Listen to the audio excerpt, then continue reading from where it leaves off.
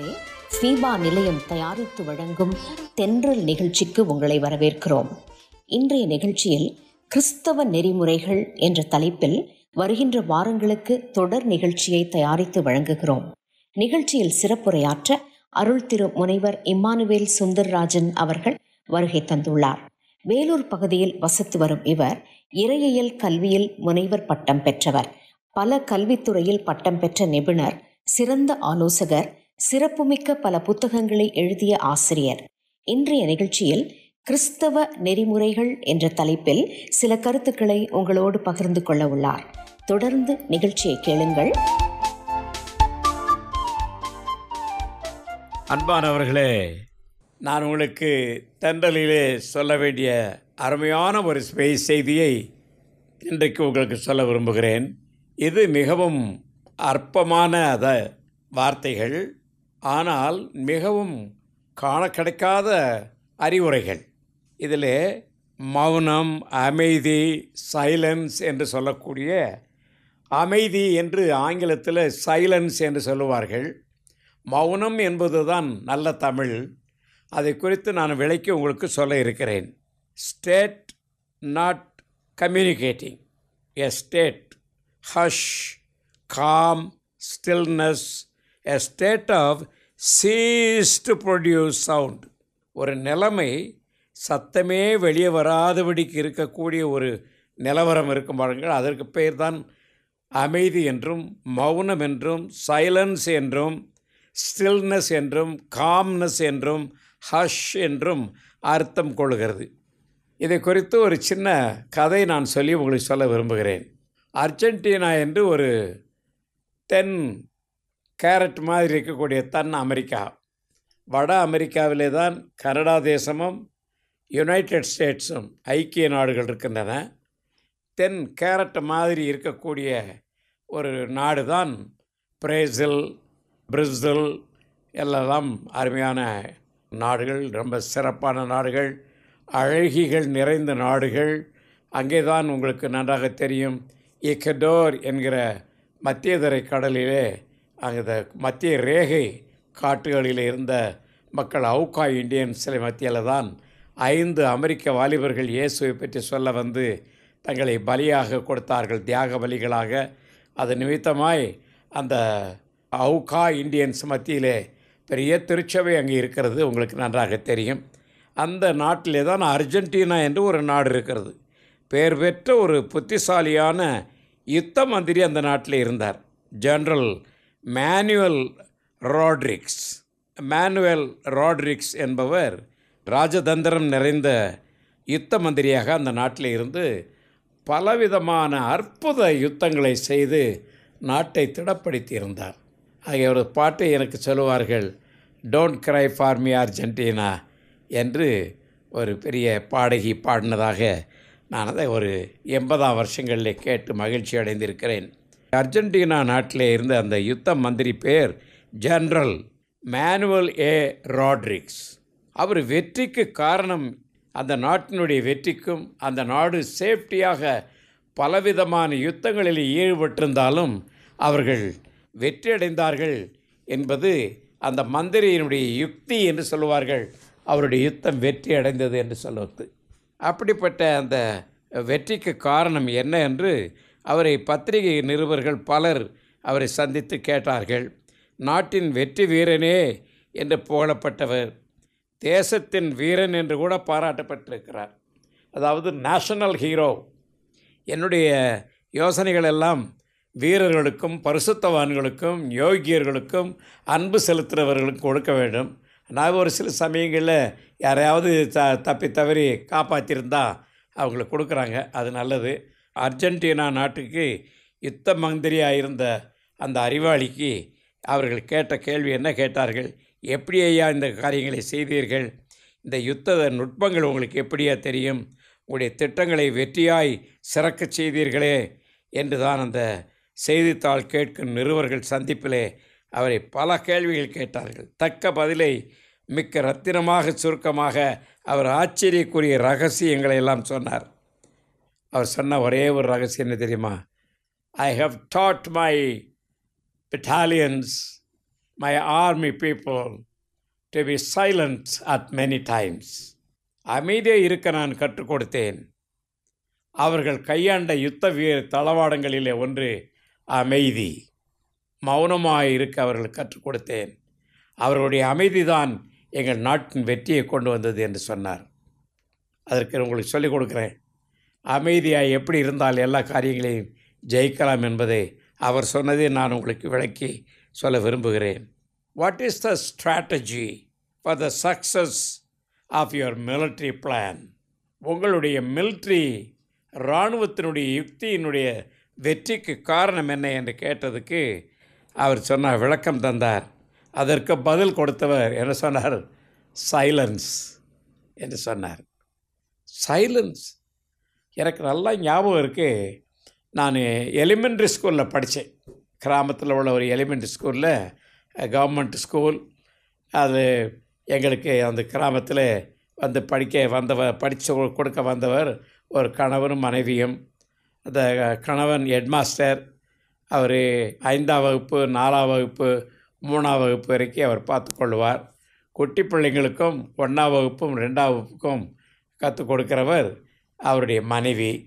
அவர்களை நாங்கள் டீச்சரை கூப்பிடாதபடிக்கு அம்மாக என்று கூப்பிடுவான். அந்த அம்மாக கடைசியில் நான் பார்த்தேன், அவர்களுக்கு எனக்கு சொந்தமான ஒரு அண்ணனுக்கு முறை வந்த மதினி. ஆனால் அவர்களின் பின்காலத்தில் எல்லாரும் முறைப்படி கூப்பிட்டார்கள். நான் சொன்னேன், உங்களை எனக்கு அம்மாக என்று கூப்பிடத்தான் பிரியமாக இருக்கிறது என்றேன். அவருடைய பிள்ளைகளெல்லாம் என்னை சித்தப்பா என்று அன்பாக அழைப்பார்கள். இன்னும் அவருடைய சித்தப்பா பிள்ளைகள் பல இடங்களில் இருக்கிறார்கள். நமது நாட்டிலே வெளிநாடுகளில் இருந்தார்கள். ஆகவே எனக்கு ரொம்ப மகிழ்ச்சி. அவர் எனக்கு அண்ணா வேணும். ரொம்ப மரியாதை உடையவர். நான் படித்து விட்டு 5ஆம் கிளாஸை விட்டு போய்விட்டாலும் வெளியே போய் காலேஜில் போய் அங்கே இங்கெல்லாம் படித்து பெரிய ஆளாக வரும்பொழுது என்னை அவன்னு கூப்பிட மாட்டார். எப்போ வந்தீங்க கேட்க மாட்டார். எப்போ வந்துச்சா சரி நம்ம வீட்டில் சாப்பிட்றோம் என்று தான் அன்போடு பேசுவார். வா போய் என்று என்னை கூப்பிட மாட்டார். மிக மரியாதை நிறைந்தவர். அவருடைய இன்ஃப்ளூயன்ஸில் தான் நான் நிறைய காரியங்களை கற்றுக்கொண்டேன். அவர் போல டீச்சராக ஆக வேண்டும் என்று நான் அந்த காலத்தில் விரும்பினது அவரை பார்த்து தான். அவருடைய எழுத்து மிகவும் அருமையான எழுத்து. நானும் என்னென்ன மாதிரி எழுத வேணுமோ அப்படி எழுதுவேன். உங்கள் எழுத்தை பார்த்தேன்னா அதே மாதிரி எழுதுவேன். எங்கள் வாத்தியார்கள்லாம் நான் ஹைஸ்கூலில் படிக்கும் பொழுது தமிழ் வாத்தியார், இங்கிலீஷ் வாத்தியார், சோஷியல் ஸ்டடி வாத்தியார், மேத்ஸ் வாத்தியார் எல்லாருமே அவருடைய பாடங்களை என் கையில் கொடுத்து போர்டில் எழுதி போட்டுறியா, நீ கொடுத்து எழுதி வச்சுறியா என்று சொல்வார்கள். நான் அந்த வாத்தியார் மாதிரி அந்த போர்டில் எழுதுவேன். அடுத்த வாத்தியார் வந்து, என்னடா இங்கே கணேச வாத்தியார் வந்திருந்தாரா கேட்பாங்க. இல்லை சார். எப்போ எழுதியிருக்கார போர்டில்? சார் இந்த இருக்கார் சார். அது அந்த பாடத்துக்கு எந்த எழுதணுமோ இருந்தால் உட்காந்துருக்கிறார் சார். என்னுடைய மாணவர்கள் மகிழ்ச்சியோடும் மரியாதையோடும் பேசுவார்கள். அப்பொழுது இவர் சொன்னதை நான் அறிந்தேன். சைலன்ஸ் என்கிற வார்த்தையிலே எங்கள் வாத்தியார் தான் முதலாவது எங்களுக்கு சொன்ன. சத்தப்படாமல் இருந்தால் பிள்ளைகளே சைலன்ஸ், உடனே நாங்கள் சைலன்ஸ் ஆகிவிடுவோம். அப்போ தான் கேட்டேன், சார் என்ன சார் இது சைலன்ஸுன்னா? இங்கிலீஷில் சைலன்ஸுன்னா மௌனமாக இருக்க வேண்டும். வாயை பற்றி கையை பற்றி அப்படிலாம் இருக்கணும் இல்லை. அந்த இதை பற்றி விளக்கம் என்ன சொன்னால், மௌனமாக இருப்பது நல்லதே செய்யும். இறைவனும் மனிதனை தொடர்பு கொள்வதற்கு அருமையான நேரம் வந்து மௌனமாக இருந்தால், அவரை நோக்கி இருந்தால் நாம் நிறைய படித்து கொள்ளலாம். உங்களுடைய கடமையை அசதியாய் செய்யாமல் இருப்பதற்கு, நன்றாய் செய்வதற்கு அமைதியாய் செய்யுங்கள், நல்லது. அறம் செய்வதற்கு கூட மௌனமாக தான் செய்ய வேண்டும். அறம் செய்ய விரும்பு என்றால் மௌனமாக இருந்து செய்யுங்கள். மேன்மையை மௌனமாக நீங்கள் செய்யலாம். தெய்வ சித்தத்தை மௌனமாக செய்யலாம். பரத்தை நோக்கி அமைதியாக வாழலாம். மகிழ்ச்சியாக நான் இருந்தாலும் மௌனமாக இருக்கலாம். பிறர் தவற்றை கண்டித்தாலும் மௌனமாக இருக்கலாம். ரகசியமாக நல் உறவோடு இருப்பதற்கு மௌனமாக இருக்கலாம். பரலோகத்தை நோக்கி மௌனமாக இருக்கலாம். சொல்லுவாங்கள்ல, பரத்தை நோக்கி மௌனமாக இரு என்று. பரத்தை நோக்கி மௌனமாக இருக்கிறவர்கள் கையை 2 மேலே வைத்து வானத்தை நோக்கி பார்த்து கொண்டிருப்பார்கள். அது மௌனமாக இருக்கலாம். முயற்சியை கூட மௌனமாய் இருந்து செய்யலாம். தூரமான இடங்களிலிருந்து மௌனமாக நீங்கள் வெற்றியை பெற்றுக்கொள்ளலாம். மௌனம் சித்தி பெற உதவும். ஆரம்பத்தையே மௌனமாக விடிய விடிய நேரம் காத்திருந்து பெற்றுக்கொள்ளலாம். ஒரு மரத்தை வெட்ட 8 மரங்கள் அளவு உடைய மனிதன் இருக்க வேண்டுமா? ஆனால் ஒரு மரத்தை வெட்ட வேண்டுமென்றால் 16 மணி நேரம் அமைதியாக இருந்தால் வெட்டி விடலாம். ஏன் இப்படிலாம் சொல்லி வச்சுருக்காங்க பாருங்கள், எவ்வளோ பெரிய காரியங்களை. நான் அடிக்கடி சொல்லுவேன், என்னுடைய குரு பிரசங்கத்தை ஆயத்தம் செய்யும்போது கற்றுக் கொடுத்தார். அவர் பேர் ரெவரண்ட் கென்னத் பாமன். அவர் சொல்லுவார், நீங்கள் திருச்சபையிலே பிரசங்கம் செய்யவோ எங்கேயோ பிரசங்கம் பண்ணினாலும் ஒரு 20 நிமிஷம் 25 நிமிஷம் 30 நிமிஷம் பேசினால்தான் மக்களுக்கு போய் சேரும்.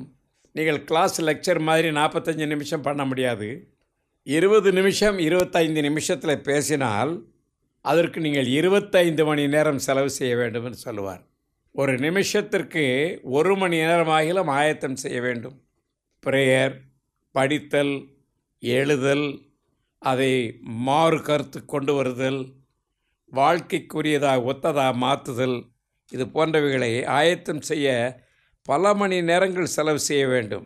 ஹோமிலெட்டிக்ஸ் என்ற இலக்கண நூலில் என்ன போட்டிருக்கிறது? ஹோமிலெட்டிக்ஸ் அண்ட் ஹெர்மனட்டிக்ஸ் இவைகள் அனைத்திலும் நீங்கள் குறைந்தது 1 மணி நேரமாகிலும் வேண்டும் ஒரு நிமிஷம் பேசுகிறதுக்கு. 3 மணி நேரம் பேச வேண்டுமானால் நான்லாம் ஏறக்குறைய ஒரு 3 மாதத்துக்கு முன்னாலேயே ப்ரிப்பேர் பண்ணுவேன். என்னுடைய பிரசங்கள்லாம் நேற்று இன்றைக்கி தலைப்பு சொன்னார்கள் என்று நான் செய்ய மாட்டேன். முந்தி பேசியிருப்பேன் 6 மணி நேரம், 5 மணி நேரம், 10 மணி நேரம். அவைகளிலே ஒன்றை எடுத்துக்கொண்டு போய் பேசுவேன். அது குறைந்தது 5 மணி நேரமாகிலும் இருக்கும். எங்களுடைய யூபிஎஸ், உங்கள் வீட்டில் யூபிஎஸ் வச்சுருக்கீங்கல்ல, பேட்டரி, அது ட்ரான்ஸ்ஃபர் பண்ணி நமக்கு லைட் கொடுக்கும். அந்த கரண்ட்டை சேமித்து வைக்கிறது 24 மணி நேரம் சேமித்து வைத்து யூஸ் பண்ணாமல் இருந்தால் நீங்கள் 1 வாரம் யூஸ் பண்ணலாம். அதாவது எவ்வளோ பவர் யூஸ் பண்ணலாம் என்றால், உங்கள் வீட்டில் அந்த யூபிஎஸ் குறைந்தது 1 மணி நேரம் 2 மணி நேரம் பவரை உங்களுக்கு 1 வாரம் கூட நீங்கள் யூஸ் பண்ணலாம். கொஞ்சம் நேரம் யூஸ் பண்ணி அப்படி செய்யலாம். அந்த யூபிஎஸ் பேட்டரியே அவ்வளோ காலம் தாக்கு வைத்திருக்க வேண்டுமானால் அதிக நேரம் அது சேமித்து வைத்து அது பவர் ஆகியிருக்க வேண்டும். சைலன்ஸும் அப்படித்தான். உங்களுடைய அமைதியின் நேரம், ஆயத்த நேரம், உங்களுடைய கணக்கிடும் வசதிகள், ஆயத்த வசதிகள் அதிகமாக இருக்குமானால் அது பிறருக்கு சக்தி உள்ள பயனாக இருக்கும். சைலன்ஸ் சோர்ஸ் ஆஃப் இன்ஸ்பிரேஷன், உயிரை ஊட்டும் மூச்சுக்கள் அதில் இருக்கின்றன. Writers, spare parts, go for lonely place. Poets, கவிஞர்கள், எழுத்தாளர்கள் எங்கேயாவது தனிப்பட்ட ஒரு அமைதியின் இடத்திற்கு சென்று தான் எழுதி அநேக இன்ஸ்பிரேஷன் அவர்களுக்குள்ளே கிளர்ச்சியூட்டும் உயிரூட்டும் சக்தியங்கள் வருமாம். The power of silence inspire you. சுய பரிசோதனை, இன்ட்ராஸ்பெக்ஷன், அதாவது சுய பரிசோதனையை தூண்டி உயிரூட்டக்கூடியது மௌனம்தான். மௌனமாக இருக்க பழகுங்கள். உயர்தர கருத்துக்களை பல தூயவர்கள் பெற்றார்கள். உயர்தர தியானத்தில் இருந்துதான் மௌனத்தில் பல ஞானிகள் எழுப்புதல் உயிர்மூட்டும் கருத்துக்களை பேசினார்கள். பலர் எழுதினார்கள். கிரேக்க மொழியிலே உங்களுக்கு தெரியும், அன்றைக்கு சாக்ரட்டிஸ் என்ற ஒரு பெரிய உலக ஞானி இருந்தார். சாக்ரட்டிஸ் தெருக்களிலே வந்து மார்க்கெட் சந்தைகளிலே பேசுவாராம். உன்னையே நீ அறிவாய், உன்னையே நீ அறிவாய். அதை ஒரு சினிமாவிலே எழுத்துக்களாக பேசினார் சிவாஜி கணேசன். சிந்திக்க கற்றுக்கொள்ளுங்கள், உன்னையே நீ அறிவாய், உன்னையே நீ அறிவாய். இந்த உன்னையே நீ அறிவாய் சிந்திக்க கற்றுக்கொண்ட பிறகுதான் இதை சிலை வடிக்கும் சிற்பி சிந்தன சிற்பியாக மாறினேன் என்று தன்னை பற்றி சொல்கிறார். தீட்டிய வாள்களும் திணவெடுத்த தோள்களும் உடைய வீரர்களே, உங்களுடைய புத்தியை தீட்டிக் கொள்ளுங்கள். சிந்திக்க கற்றுக்கொள்ளுங்கள். சிந்திக்க போய்த்தான் நீங்கள் ஞானியாகலாம். சிந்திக்கிற ஒரு மனிதன் பலன் அடையலாம். சிந்திக்கிறவன் தான் மற்றவர்களை ஜெயிக்கலாம் என்று அவர் பேசினார். இப்படி இந்த கெனாவுஸ்கோ, கிரேக்க வார்த்தையில் கெனாவுஸ்கோ என்ற வார்த்தையை அர்த்தமே உன்னையே நீ அறிவாய். அன்றைய உலகிற்கு போதித்த சாக்ரட்டிஸ் அறிந்தது மௌனம்தான். சிலை ஒழிக்கும் சிற்பி சிந்தனை சிற்பியாய் மாறினான். பரிசீலனை மௌனத்தால் நமக்கு கிடைக்கும் அறிவு. வெர்ச்சியூ, அறம், நெறி நமக்கு எங்கிருந்து கிடைக்கும் என்றால் நம்மை அமைதிப்படுத்தி என்ன என்று சிந்தித்தால் தான் எழுதலாம். நமது பலவீனம் நமக்கு வேதனையான சிந்தனையை தூண்டக்கூடியது. ஆனால் ஒரு மனிதன் மௌனமாக இருப்பானால் தனி திறமைகளை கண்டுபிடிக்க நிச்சயம் கூடும். உங்களுக்கு நல்லா தெரியும், சயின்டிஸ்டெல்லாம் பேசிக்கிட்டு லெக்சர் பண்ணுறவங்க சயின்டிஸ்ட் கிடையாது. அமைதலாக பல மணி நேரங்கள் செலவு செய்து ஆராய்ச்சி செய்கிறவன் நான் சிந்தனையாளனாக முடியும். கடவுளை கூட அறிவதற்கு நாங்கள் மௌனத்திலே தான் கண்டுகொள்ள முடியும். தன்னை ஒரு மனிதன் மௌனப்படுத்தி கொண்டு உட்கார்ந்திருப்பானால் மௌனத்திலே நீங்கள் கடவுளை தரிசிக்கலாம். தியான புஸ்தகங்கள் எழுதியிருக்கிறார்கள் நிறைய. நீங்கள் தியானம் எழுதியிருக்கிறீர்கள். நிறைய உயர்ந்த கருத்துக்களை நீங்கள் எழுத வேண்டும், தெரிய வேண்டும் என்று நினைப்பீர்களானால் முதலாவதாக நீங்கள் அமைதியாக இருக்கவும், இந்த சத்தியம் எனத்தை காட்டுகிறது என்று சிந்திக்கவும் நீங்கள் ஞானிகளாக மாற முடியும். உங்களுக்கு தெரியும், வேத புஸ்தகத்தில், கிறிஸ்தவருடைய பைபிள் புஸ்தகத்தில் சங்கீத புஸ்தகம் என்று ஒன்று உண்டு.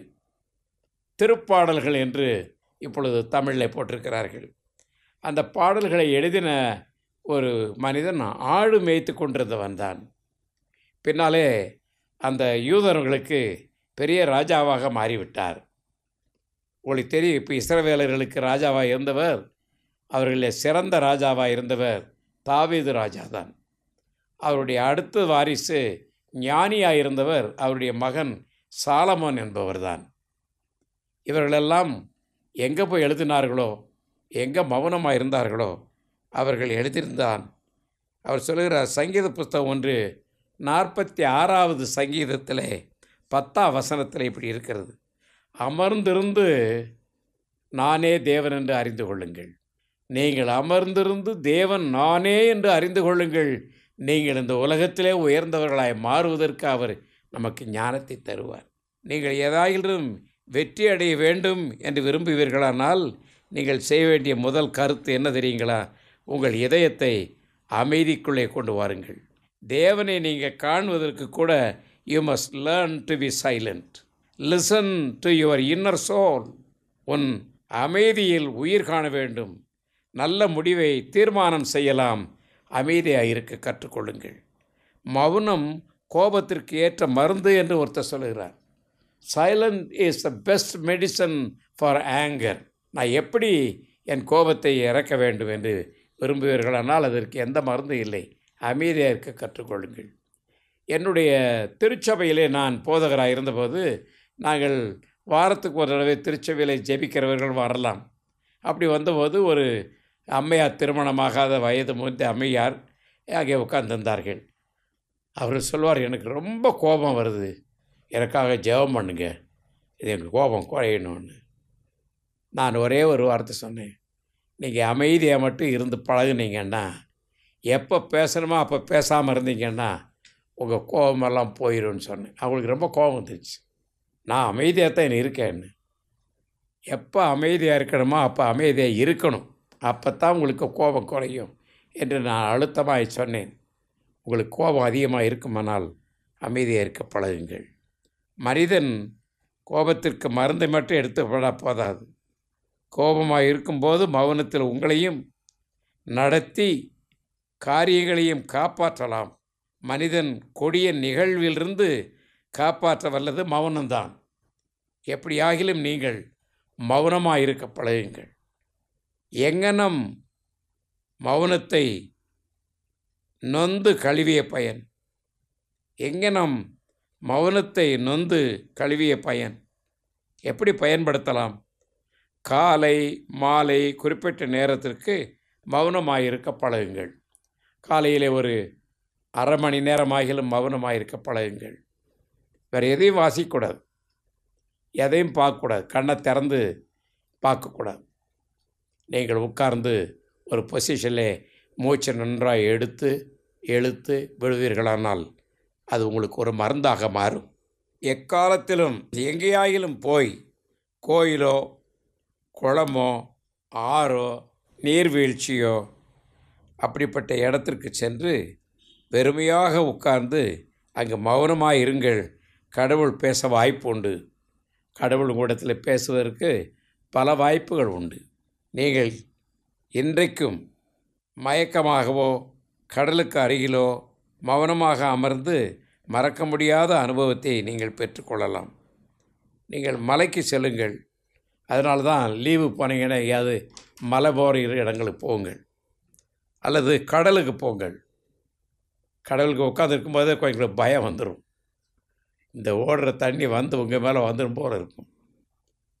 ஏனென்றால் நீங்கள் உங்களை அமைதிப்படுத்த வேண்டுமானால் நீங்கள் முதலாவது அமைதிக்கு வர வேண்டும். நீங்கள் கடவுளோடு பேச வேண்டும் என்று விரும்பினால் கடவுளோடு பேசுவதற்கு நீங்கள் மௌனமாய்த்தான் இருக்க வேண்டும். இன்னும் ஒரு வகையில் சொல்லுவானால், நாம் என்றைக்கும் ஆவலாக இருக்க வேண்டாம், ஆனால் நீங்கள் அமைதியாக இருக்க வேண்டும். எதையாவது இமேஜின் பண்ணக்கூடாது. மூளையில் ஒரு புத்தகம் நான் எழுதி கொண்டிருக்கிறேன், அது ஒரு சின்னதான். அதில் நீங்கள் பரிசுத்தமாக வேண்டும் என்று விரும்பினீர்களானால் அசுத்தமான சிந்தனைகள், கொச்சையான கதைகள் அல்லது துச்சமான எண்ணங்கள், சம்பவங்களை நீங்கள் மறந்துவிட்டு தெய்வீகமானவைகளையும், நீர்வீழ்ச்சியில் தண்ணி விழுவதையும், கடல் அலைகள் ஓடி வருவதையும், மலையிலே குருவிகள் பூச்சிகள் மிருகங்களுடைய சத்தங்களையும் காதிலே கேட்டு இயற்கையின் சத்தம் உங்களுக்கு காதிலே வரும்படி உங்களுடைய மனதை பக்குவப்படுத்துங்கள். அமைதலாக இருக்கும் பொழுது உங்களுக்கு தேவன் பேசுவார். அமைதலிலே நீங்கள் வெற்றி அடையலாம்.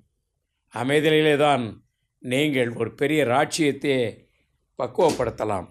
அந்த ராட்ரிக்ஸ் அவருடைய நாட்டில் அமைதியை வெற்றியை கொண்டு வந்ததுக்கு நாட்டு வீரன், அது தேசத்து வீரன் என்ற பட்டம் கிடைத்ததற்கு காரணமே அவர் மக்களை அமைதியிலே வழிநடத்தினால்தான்.